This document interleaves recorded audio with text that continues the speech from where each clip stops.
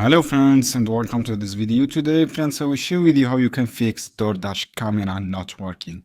So guys, it is just a glitch. To fix this, follow the steps. The first step guys, check your promotions all about your phone. You need to give DoorDash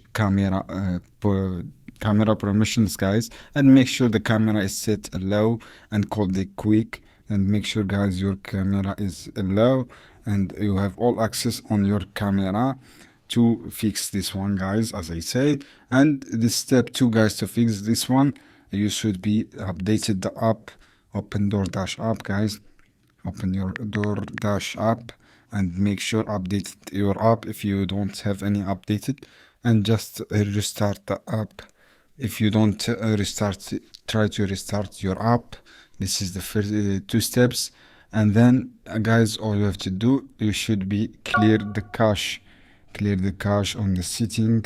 Make sure your all data to clear the cache, and then guys, you should be contact this support team. The step 3 guys, you should go to support team and contact the support to get all access to fix this error. So guys, this is how you can do. I hope this video helpful for you. Then don't forget to give like and share this video for more content, and see you on another video.